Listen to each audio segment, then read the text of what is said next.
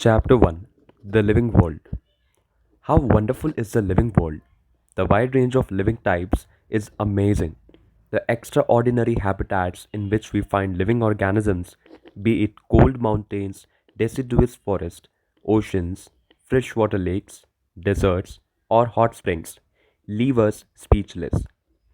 The beauty of a galloping horse, of the migrating birds, the value of flowers, or the attacking shark evokes awe and a deep sense of wonder. The ecological conflict and cooperation among members of a population and among populations of a community, or even the molecular traffic inside a cell, make us deeply reflect on what indeed is life. This question has two implicit questions within it. The first one is a technical and seeks answer to what living is as opposed to the non living. And the second is a philosophical one and seeks answer to what the purpose of life is. As scientists, we shall not attempt answering the second question, we will try to reflect on what is living. Diversity in the living world. If you look around, you will see a large variety of living organisms, be it potted plants, insects, birds, your pets, or other animals and plants. There are also several organisms that you cannot see with your naked eye, but they are all around you. If you were to increase the area that you make observations in, the range and variety of organisms that you see would increase. Obviously, if you were to visit a dense forest, you would probably see a much greater number and kinds of living organisms in it. Each different kind of plant, animal, or organism that you see represents a species. The number of species that are known and described range between 1.7 to 1.8 million. This refers to biodiversity or the number and types of organisms present on Earth.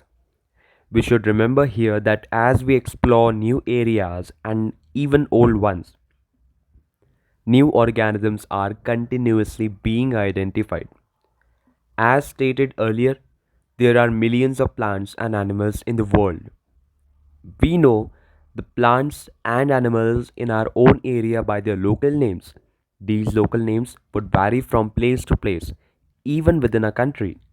Probably, you would recognize the confusion that would be created if we did not find ways and means to talk to each other to refer to organisms we are talking about. Hence, there is a need to standardize the naming of living organisms such that a particular organism is known by the same name all over the world. This process is called nomenclature.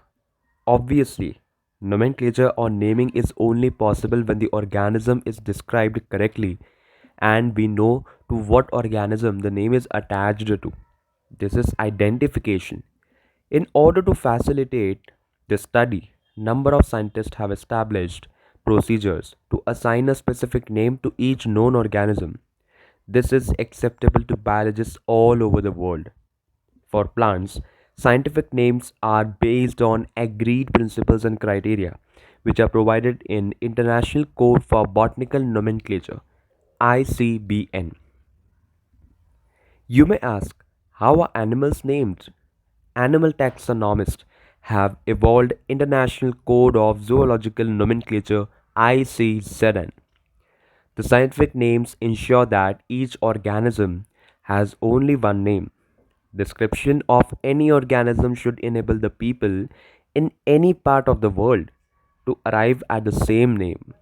They also ensure that such a name has not been used for any other known organism.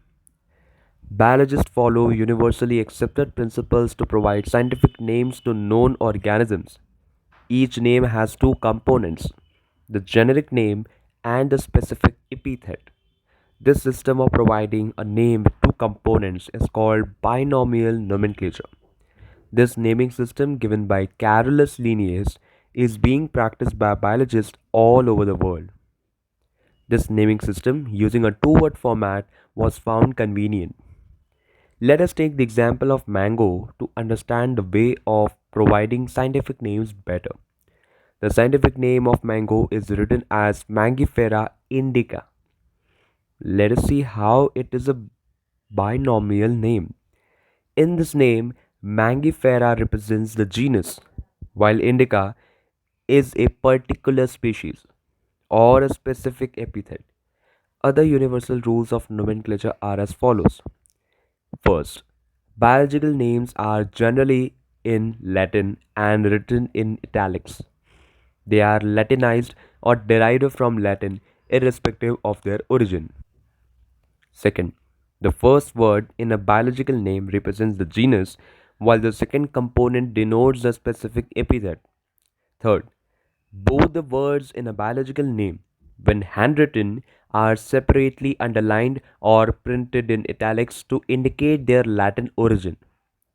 Fourth, the first word denoting the genus starts with a capital letter, while the specific epithet starts with a small letter. It can be illustrated with the example of Mangifera indica. Name of the author appears after the specific epithet, that is, at the end of the biological name and is written in an abbreviated form. Example, Mangifera indica Linn. It indicates that the species was first described by Linnaeus. Since it is nearly impossible to study all the living organisms, it is necessary to devise some means to make this possible. This process is classification. Classification is the process by which anything is grouped into convenient categories based on some easily observable characters. For example, we easily recognize groups such as plants or animals or dogs, cats or insects. The moment we use any of these terms, we associate certain characters with the organism in that group. What image do you see when you think of a dog? Obviously, each one of us will see dogs and not cats. Now, if we were to think of Alsatians, we know that we what we are talking about. Similarly, suppose we were to say mammals, you would of course think of animals with external ears and body hair. Likewise, in plants, if we try to talk of wheat, the picture in each of our minds will be of wheat plants, not of rice or any other plant. Hence, all these dogs, cats, mammals, wheat, rice, plants, animals, and etc. are convenient categories we use to study organisms. The scientific term for these categories is taxa. Here you must recognize that taxa can indicate categories at very different levels. Plants also form a taxa. Wheat is also a taxa. Similarly, animals, mammals, dogs are all taxa. But you know that a dog is a mammal and mammals are animals. Therefore, animals, mammals, and dogs represent taxa at different levels. Hence, based on characteristics, all living organisms can be classified into different taxa. This process of classification is taxonomy.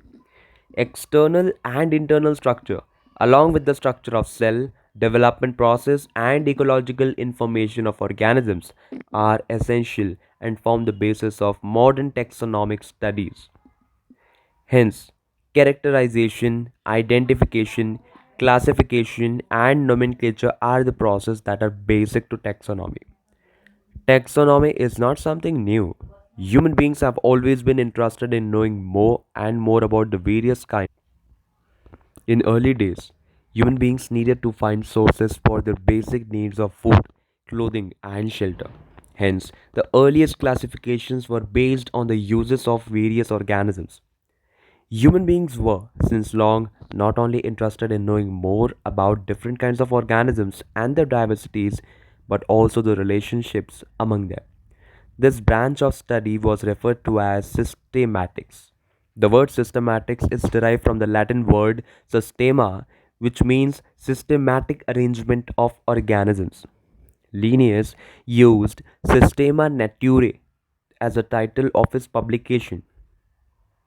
The scope of systematics was later enlarged to include identification, nomenclature, and classification. Systematics takes into account evolutionary relationships between organisms. Taxonomic categories. Classification is not a single step process but involves hierarchy of steps in which each step represents a rank or category.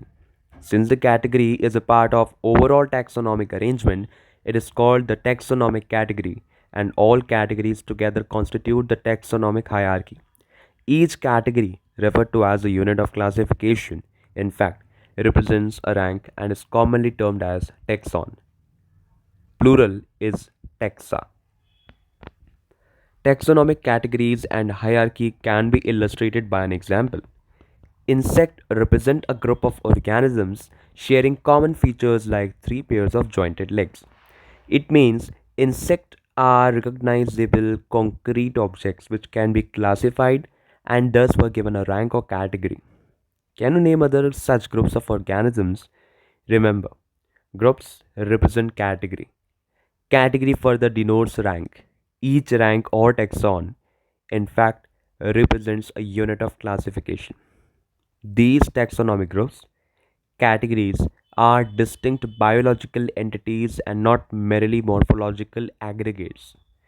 Taxonomical studies of all known organisms have led to the development of common categories such as kingdom, phylum, or division for plants, class, order, family, genus, and species. All organisms, including those in the plant and animal kingdoms, have species as the lowest category. Now, the question you may ask is how to place an organism in various categories. The basic requirement is the knowledge of characters of an individual, a group of organisms. This helps in identifying similarities and dissimilarities among the individuals of the same kind of organisms as well as of other kinds of organisms. Species. Taxonomic studies consider a group of individual organisms with fundamental similarities as a species. One should be able to distinguish one species from the other closely related species based on the distinct morphological differences. Let us consider Mangifera indica, Solanum tuberosum, potato, and Panthera leo, lion. All the three names, indica, tuberosum, and leo, represents the specific epithets, while the first words, Mangifera, Solanum, and Panthera, are genera and represents another higher level of taxon or category. Each genus may have one or more than one specific epithets, representing different organisms but having morphological similarities. For example, Panthera has another specific epithet called tigris, and Solanum includes species like Nigrum and Melongena. Human beings belong to the species Sapiens, which is grouped in the genus Homo. The scientific name thus for human being is written as Homo sapiens. Genus. Genus comprises a group of related species which has more characters in common in comparison to species of other genera. We can say that genera are aggregates of closely related species. For example, potato and brinjal are two different species but both belong to the genus Solanum.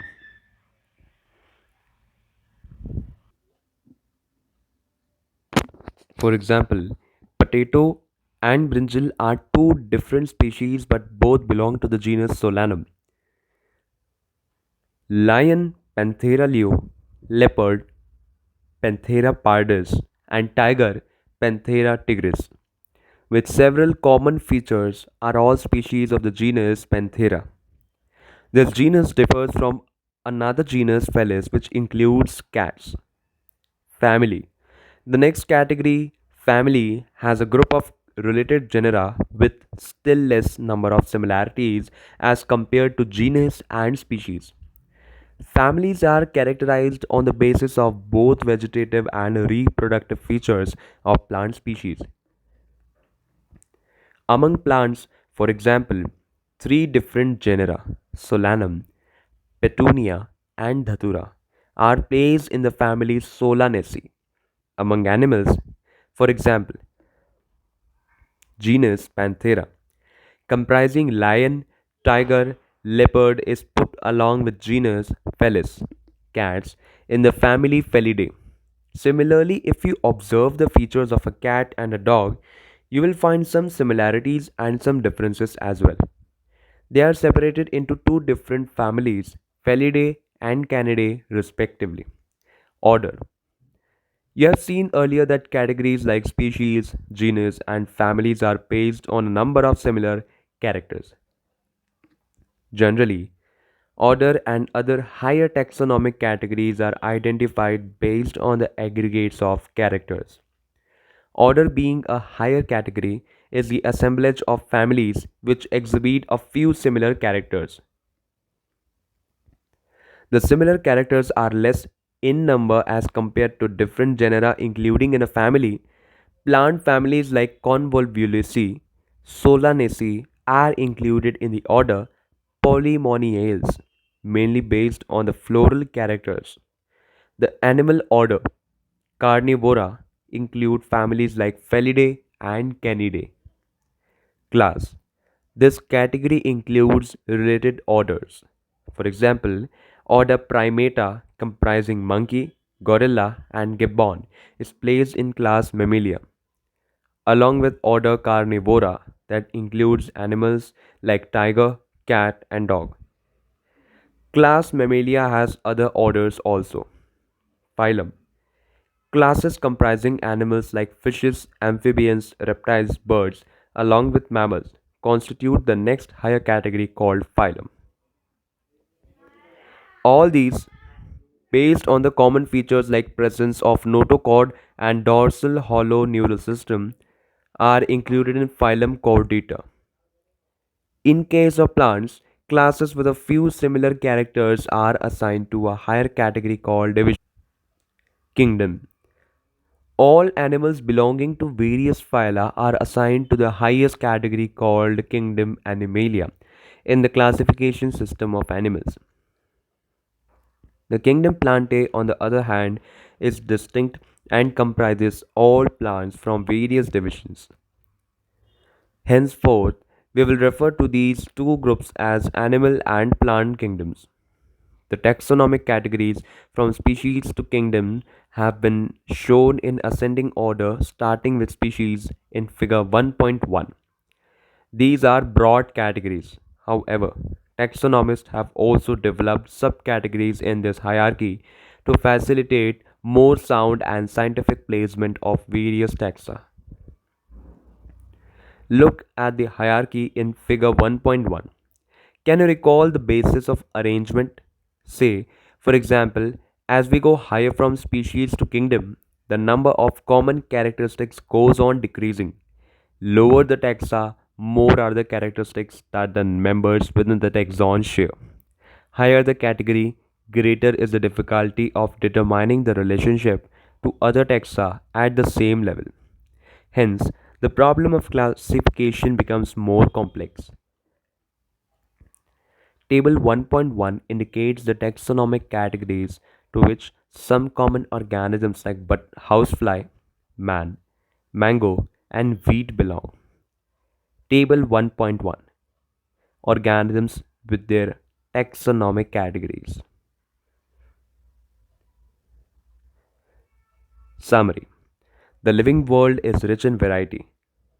Millions of plants and animals have been identified and described, but a large number still remains unknown. The very range of organisms in terms of size, color, habitat, physiological, and morphological features make us seek the defining characteristics of living organisms. In order to facilitate the study of kinds and diversity of organisms, biologists have evolved certain rules and principles for identification, nomenclature, and classification of organisms. The branch of knowledge dealing with these aspects is referred to as taxonomy. The taxonomic studies of various species of plants and animals are useful in agriculture, forestry, industry, and in general for knowing our bioresources and their diversity. The basics of taxonomy, like identification, naming, and classification of organisms, are universally evolved under international codes. Based on the resemblances and distinct differences, each organism is identified and assigned a correct scientific biological name comprising two words as per the binomial system of nomenclature. An organism represents, occupies a place or position in the system of classification. There are many categories, ranks, and are generally referred to as taxonomic categories or taxa. All the categories constitute a taxonomic hierarchy.